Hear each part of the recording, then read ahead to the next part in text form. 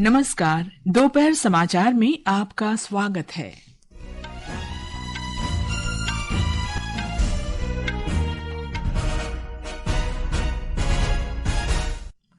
प्रधानमंत्री नरेंद्र मोदी ने महाराष्ट्र के अकोला में एक चुनावी रैली में कहा, उनकी सरकार के तीसरे कार्यकाल में लाखों करोड़ रुपए की विकास परियोजनाएं पहले ही शुरू की जा चुकी हैं। इनमें महाराष्ट्र के लिए कई बुनियादी ढांचा परियोजनाएं शामिल हैं। उत्तराखंड आज अपना स्थापना दिवस मना रहा है। राज्य का रजत जयंती वर्ष शुरू होने पर प्रधानमंत्री और उपराष्ट्रपति ने नागरिकों को शुभकामनाएं दी। पूर्व मध्य रेलवे छठ पूजा के बाद यात्रियों की वापसी के लिए अगले 15 दिन में 446 विशेष ट्रेनें संचालित करेगा। पाकिस्तान में बलूचिस्तान के क्वेटा रेलवे स्टेशन पर हुए विस्फोट में 24 लोगों की मौत और 40 से अधिक घायल। भारतीय हॉकी टीम के कप्तान हरमनप्रीत सिंह ने ओमान में FIH 2024 में प्लेयर ऑफ द ईयर और PR श्रीजेश ने गोलकीपर ऑफ द ईयर पुरस्कार जीता। दोपहर समाचार के साथ मैं कनकलता। महाराष्ट्र और झारखंड में विधानसभा चुनाव के लिए प्रचार तेज हो गया है।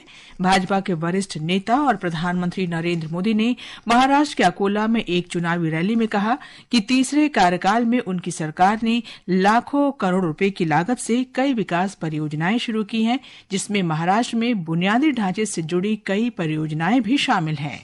मैंने अभी कुछ ही समय पहले जिस वाडवण पोर्ट की आधारशिला रखी है, अकेले उसकी लागत ही करीब 80,000 करोड़ रुपए है। और महाराष्ट्र में बनने वाला ये पोर्ट हिंदुस्तान का सबसे बड़ा पोर्ट बनने वाला है। आज हिंदुस्तान के सभी बंदरगाह की कुल ताकत जो है, उससे डबल ताकत अकेले ये महाराष्ट्र में वाडवण में बनने वाले नए बंदरगाह की होने वाली है। श्री मोदी ने कहा कि केंद्र सरकार ने अमरावती में वस्त्र पार्क की आधारशिला रखकर कपास का उत्पादन करने वाले किसानों के लिए बुनियादी ढांचे और उद्योग को बढ़ावा दिया है। उन्होंने कहा कि वस्त्र पार्क कपास का उत्पादन करने वाले किसानों की समृद्धि का मार्ग प्रशस्त करेगा। श्री मोदी ने कहा कि 70 वर्ष से ऊपर के बुजुर्गों को वय वंदना आयुष्मान कार्ड मिलने शुरू हो गए हैं। 70 साल से ऊपर के बुजुर्गों को वय वंदना आयुष्मान कार्ड मिलने शुरू हो गए हैं। सबका साथ सबका विकास की भावना के साथ ही इस योजना का लाभ हर वर्ग, हर समाज, हर धर्म के बुजुर्गों को मिलेगा। श्री नरेंद्र मोदी ने कहा कि उनकी सरकार ने मराठी को शास्त्रीय भाषा का दर्जा दिया है, जिससे महाराष्ट्र की प्रतिष्ठा बढ़ी है। कांग्रेस अध्यक्ष मल्लिकार्जुन खड़गे का अमरावती और नागपुर उत्तर विधानसभा क्षेत्रों में 2 रैलियों को संबोधित करने का कार्यक्रम है। वे नागपुर में दीक्षा भूमि गए और उन्होंने डॉक्टर बाबा साहेब आम्बेडकर को श्रद्धांजलि अर्पित की।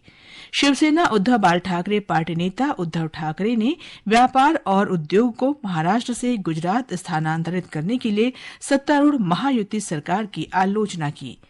राष्ट्रवादी कांग्रेस पार्टी शरद पवार प्रमुख शरद पवार ने हिंगोली में एक जनसभा की और उनका पार्ली तथा बीड़ के अष्टी में भी रैलियां करने का कार्यक्रम है।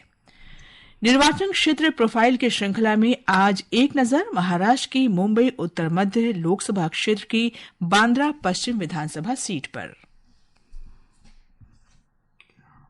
बांद्रा पश्चिम विधानसभा क्षेत्र का गठन 2008 में डिलिमिटेशन के बाद किया गया था। 2009 में हुए विधानसभा चुनाव में बाबा सिद्दीकी कांग्रेस के टिकट पर इस क्षेत्र से चुनकर आए थे। हालांकि उसके बाद के दोनों चुनाव में भाजपा के आशीष शेलार ने इस क्षेत्र से बाजी मारी है। इस बार भी आशीष शेलार का सामना कांग्रेस उम्मीदवार आसिफ अहमद जकारिया से होगा। इस क्षेत्र में आसिफ जकारिया को एक ईमानदार और सुलभ नेता के रूप में देखा जाता है। हालांकि आशीष शेलार को गौठानों के पुनर्विकास, खुले स्थानों, उद्यानों और यातायात की स्थिति में सुधार करके बांद्रा की खोई हुई महिमा को वापस लाने का श्रेय दिया जाता है। इस क्षेत्र में मतदाताओं की उदासीनता मुख्य चिंताओं में से एक है, क्योंकि 2019 के चुनाव में इस सीट पर सिर्फ 44% मतदान दर्ज किया गया था। निशा रानी, आकाशवाणी समाचार, मुंबई। झारखंड में भाजपा नेता और गृह मंत्री अमित शाह ने छतरपुर में एक जनसभा में कहा कि हेमंत सोरेन सरकार ने युवाओं से चुनाव के दौरान बेरोजगारी भत्ता देने का अपना वायदा पूरा नहीं किया है। उन्होंने कहा कि भाजपा की सरकार बनने पर हर साल 1 लाख रोजगार सृजित होंगे और करीब 3 लाख रिक्त पदों को पारदर्शी तरीके से भरा जाएगा। श्री शाह ने कहा कि कांग्रेस ने संविधान को मजाक बना दिया है। कांग्रेस पार्टी संविधान को मजाक बनाकर रखती है और नरेंद्र मोदी जी ने 26 नवंबर को संविधान दिन मनाने का निर्णय किया है, जो बाबा साहेब आम्बेडकर को एक प्रकार से श्रद्धांजलि है। कांग्रेस नेता राहुल गांधी धनबाद जिले में बागमारा और जमशेदपुर में सभाएं करेंगे। झारखंड मुक्ति मोर्चा के वरिष्ठ नेता और मुख्यमंत्री हेमंत सोरेन एक जनसभा में उन्होंने भारतीय जनता पार्टी की आलोचना की। यहाँ के आदिवासी दलित पिछड़ों के लिए नहीं, बल्कि यहाँ के खनिज संपदाओं के लिए, यहाँ के जल जंगल जमीन पर कब्जा करने के लिए और अपने व्यापारी साथियों को लुटाने के लिए इनकी ये नजर है। झारखंड के 81 विधानसभा सीटों के लिए पहले चरण में 13 नवंबर को और दूसरे चरण में 20 नवंबर को वोट डाले जाएंगे। महाराष्ट्र की 288 विधानसभा सीटों के लिए 20 नवंबर को मतदान होगा। दोनों राज्यों में मतगणना 23 नवंबर को होगी। झारखंड के मुख्यमंत्री हेमंत सोरेन के नजदीकी और निजी सचिव सुनील श्रीवास्तव के आवास पर आयकर विभाग छापेमारी कर रहा है। रांची और जमशेदपुर के 9 अलग अलग स्थानों पर जांच की जा रही है। ये समाचार हमारी वेबसाइट www.newsonair.gov.in और हमारे न्यूज ऑन एआईआर ऐप पर भी उपलब्ध हैं। दोपहर समाचार में आपका फिर स्वागत है। उत्तराखंड आज अपना 24वां स्थापना दिवस मना रहा है। इसके साथ ही उत्तराखंड के रजत जयंती वर्ष का शुभारंभ हो गया है। राष्ट्रपति द्रौपदी मुर्मू, उपराष्ट्रपति जगदीप धनखड़, प्रधानमंत्री नरेंद्र मोदी, गृहमंत्री अमित शाह, राज्यपाल लेफ्टिनेंट जनरल गुरमीत सिंह और मुख्यमंत्री पुष्कर सिंह धामी ने प्रदेशवासियों को स्थापना दिवस की शुभकामनाएं दी हैं। उत्तराखंड के विकास के लिए अगले 25 साल के लिए रोड मैप बनाने पर प्रधानमंत्री ने जोर दिया। श्री मोदी ने उत्तराखंड आने वाले पर्यटकों और तीर्थयात्रियों से भी 4 आग्रह किए। मैं आज पर्यटकों से भी 4 आग्रह करूंगा। पहला आग्रह है, जब भी आप हिमालय की गोद में पहाड़ों पर घूमने जाएं, स्वच्छता को सर्वोपरि रखें। सिंगल यूज प्लास्टिक का इस्तेमाल नहीं करेंगे। दूसरा आग्रह है, वोकल फॉर लोकल के मंत्र को वहां भी याद रखें। स्थानीय लोगों के द्वारा उत्पादित किए गए प्रोडक्ट खरीदने में खर्च करें। तीसरा आग्रह है, पहाड़ पर जाएं तो वहां के ट्रैफिक नियमों का जरूर ध्यान रखें। मेरा चौथा आग्रह है, धार्मिक स्थलों के रीति रिवाजों, वहां के नियम यात्रा से पहले जरूर पता कर ले। वहां की मर्यादा का जरूर ध्यान रखें।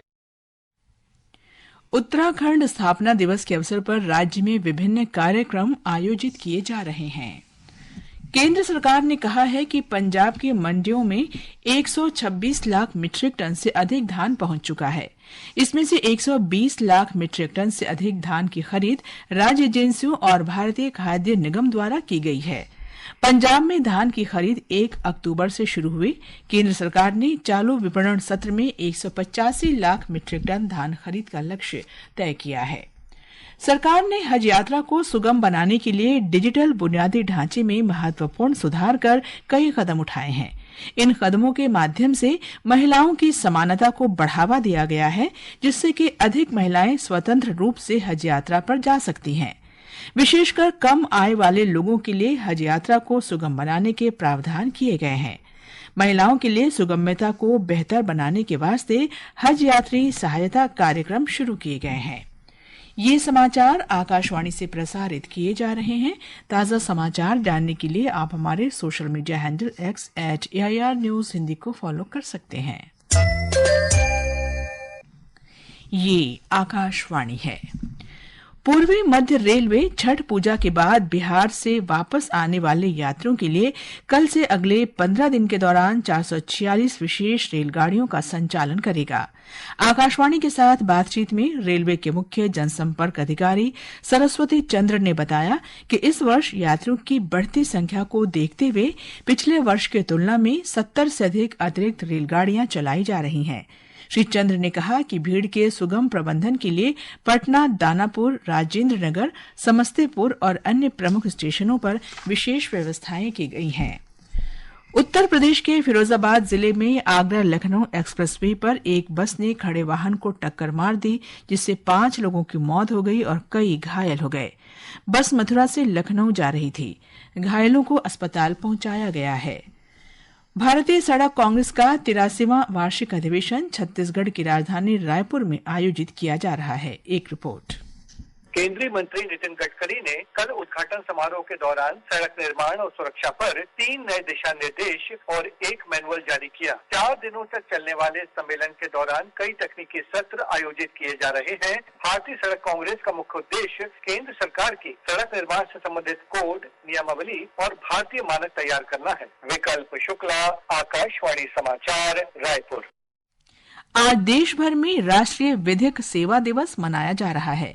लोगों में कानूनी जागरूकता लाने और सभी नागरिकों, विशेषकर हाशिए पर रह रहे समुदायों के लोगों के लिए न्याय तक पहुंच सुनिश्चित करने के वास्ते यह दिन मनाया जाता है। मौसम विभाग ने तमिलनाडु, पुदुचेरी और कराईकल में आज आंधी तूफान के साथ मूसलाधार वर्षा का अनुमान व्यक्त किया है। विभाग के अनुसार इन क्षेत्रों में 12 नवंबर तक तेज वर्षा जारी रहेगी।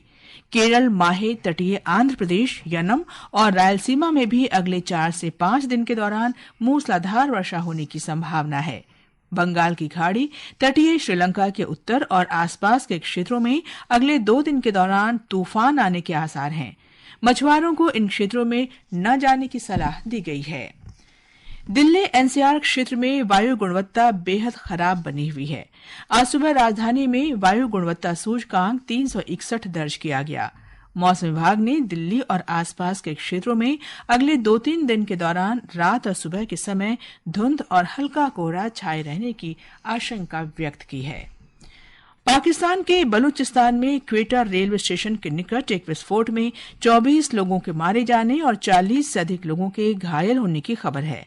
विस्फोट के समय एक रेलगाड़ी प्लेटफॉर्म से पेशावर के लिए रवाना होने वाली थी। पुलिस और बचाव दल घटनास्थल पर पहुंच गए हैं। और अब खेल खबरों के साथ हैं शशांक कुमार। भारतीय पुरुष हॉकी टीम के कप्तान हरमनप्रीत सिंह को FIH player of the year और पीआर श्रीजेश को गोलकीपर ऑफ द ईयर का खिताब दिया गया है। दोनों को कल ओमान में एफआईएच वैधानिक कांग्रेस के दौरान ये सम्मान प्रदान किया गया। 2 बार के ओलंपिक कांस्य पदक विजेता हरमनप्रीत को 63% से अधिक और श्रीजेश को 62% से अधिक वोट मिले। इस बीच कोरिया मास्टर्स बैडमिंटन प्रतियोगिता के पुरुष सिंगल सेमीफाइनल में किरण जॉर्ज को थाईलैंड के कुन्नावुत वितितसरन से हार का सामना करना पड़ा। किरण ने प्रतियोगिता में कई शीर्ष खिलाड़ियों को हराकर उलटफेर किया था। उपराष्ट्रपति जगदीप धनखड़ ने कहा है कि शिक्षा में निवेश समाज की सेवा करने का सबसे प्रभावशाली तरीका है। उन्होंने कहा कि इससे मानव संसाधन समृद्ध होने के साथ हमारे वर्तमान और भविष्य सुरक्षित रहते हैं। आज नई दिल्ली में राष्ट्रीय प्रौद्योगिकी संस्थान के 4थे दीक्षांत समारोह की अध्यक्षता करते हुए श्री धनखड़ ने ये बात कही। उन्होंने कहा कि शिक्षा देश की समृद्ध और सदियों पुरानी विरासत को फिर से खोजने की शक्ति देती है। अंत में मुख्य समाचार एक बार फिर। प्रधानमंत्री नरेंद्र मोदी ने महाराष्ट्र के अकोला में एक चुनावी रैली में कहा, उनकी सरकार के तीसरे कार्यकाल में लाखों करोड़ रुपए की विकास परियोजनाएं पहले ही शुरू की जा चुकी हैं। इनमें महाराष्ट्र के लिए कई बुनियादी ढांचा परियोजनाएं भी शामिल हैं। उत्तराखंड आज अपना स्थापना दिवस मना रहा है। राज्य का रजत जयंती वर्ष शुरू होने पर प्रधानमंत्री और उपराष्ट्रपति ने नागरिकों को शुभकामनाएं दी हैं। पूर्व मध्य रेलवे छठ पूजा के बाद यात्रियों की वापसी के लिए अगले 15 दिन में 446 विशेष ट्रेनें संचालित करेगा। पाकिस्तान में बलूचिस्तान के क्वेटा रेलवे स्टेशन पर हुए विस्फोट में 24 लोगों की मौत और 40 से अधिक घायल। और भारतीय हॉकी टीम के कप्तान हरमनप्रीत सिंह ने ओमान में FIH 2024 में प्लेयर ऑफ द ईयर और PR श्रीजेश ने गोलकीपर ऑफ द ईयर पुरस्कार जीता। इसके साथ ही दोपहर समाचार का ये अंक समाप्त हुआ। नमस्कार।